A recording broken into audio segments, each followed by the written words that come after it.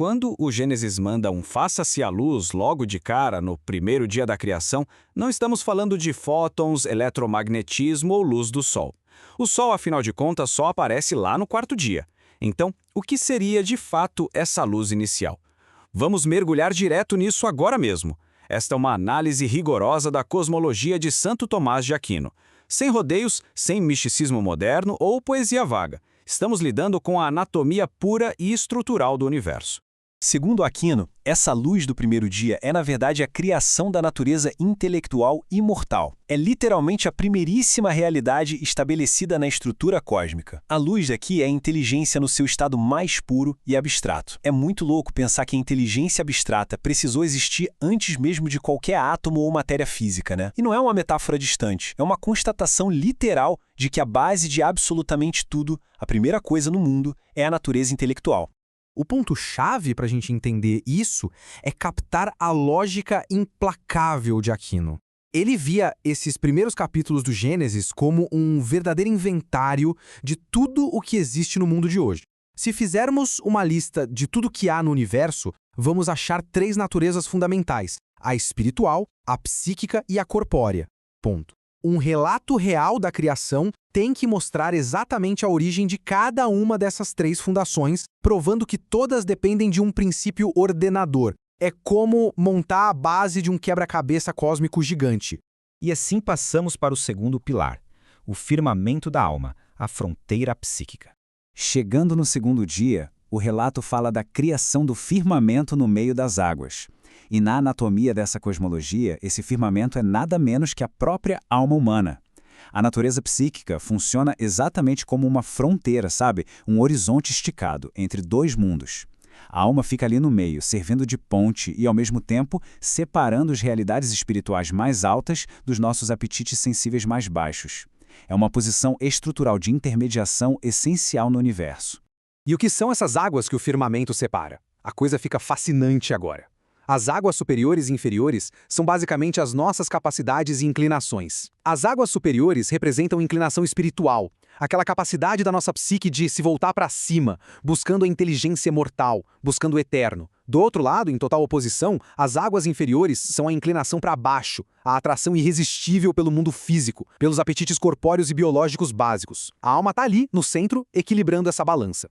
Avançando para a última camada dessa base, temos a Terra seca, o mundo físico-corpóreo.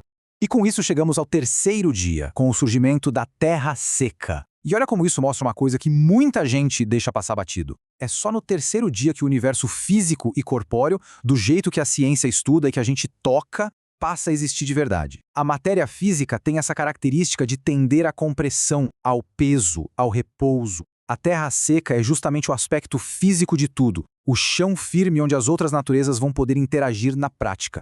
Parando para olhar essa base construída nos três primeiros passos, a lógica arquitetônica é simplesmente imbatível. Passo 1, o intelecto imortal, simbolizado pela luz. Passo 2, a alma humana, o firmamento. Passo 3, o mundo corpóreo, a terra seca. Essa é a fundação. As três naturezas que compõem toda a realidade foram colocadas numa ordem muito estrita e decrescente, indo do nível mais sutil e imortal até chegar no mais denso e físico. E então a segunda metade começa a espelhar a primeira. As perfeições da criação. Quando mapeamos essa estrutura, aparece uma simetria de cair o queixo. Aquino percebeu que os dias 4, 5 e 6 não são apenas preenchimentos aleatórios. Eles trazem o princípio de perfeição para cada uma das naturezas criadas nos primeiros dias. Olha como é direto. A inteligência do dia 1 encontra o seu modelo de perfeição no dia 4. A alma do dia 2 é aperfeiçoada no dia 5. E o mundo corpóreo do dia 3 atinge o seu auge biológico no dia 6. Cada andar da fundação ganha sua coroa perfeita. Vamos quebrar isso em detalhes para entender melhor. No quarto dia, temos o Sol e a Lua criados para aperfeiçoar aquela luz inicial do intelecto. O Sol, com sua luz própria e constante, simboliza a contemplação majestosa das coisas eternas, a vida espiritual pura. Já a Lua, que só reflete a luz do Sol, representa a nossa compreensão necessária das coisas temporais e do dia a dia, mas que precisa sempre ser iluminada por verdades maiores. São modelos exatos de como a inteligência abstrata tem que operar.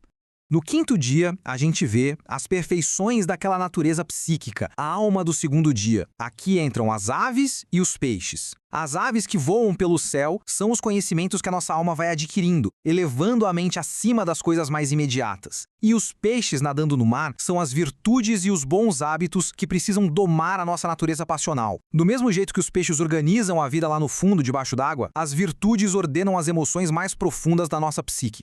E finalmente chegamos ao sexto dia, com as criaturas viventes terrestres, culminando no ser humano. É o ápice absoluto, a coroação daquele mundo corpóreo que foi moldado lá no terceiro dia. A chegada da humanidade como espécie biológica introduz a forma de vida física mais elevada e complexa possível de caminhar sobre aquela terra seca. A arquitetura está agora completa, em todas as suas dimensões. Mas tem um detalhe formidável sobre a nossa própria natureza no meio disso tudo. A criação a partir do barro não é só uma historinha ilustrativa. O barro mistura a terra e água, e ambos são elementos que, por instinto, pesam, vão para baixo, buscam o repouso. A nossa base começa assim, pesada e densa. Para que esse material tão denso consiga se elevar e cumprir seu propósito de inteligência, ele precisa literalmente do sopro do espírito. É a vida divina elevando uma matéria baseada em terra e água, superando a gravidade da nossa própria corporeidade. Incrível, né? O que nos deixa com um pensamento para lá de instigante. Quando a gente tira toda aquela camada de misticismo e passa a ver essa cosmologia antiga como uma anatomia estrutural precisa e literal, não fica claro o gênio arquitetônico monumental por trás disso tudo? Saber que o cosmos foi catalogado com essa exatidão, do espiritual ao físico, com espelhamentos tão perfeitos, demonstra uma mente que sabia o lugar exato de cada coisa. O mundo não foi simplesmente feito. Ele foi estruturado logicamente. Fica o convite para continuar investigando o real sentido das fundações do nosso universo. Encerramos esta explanação por aqui.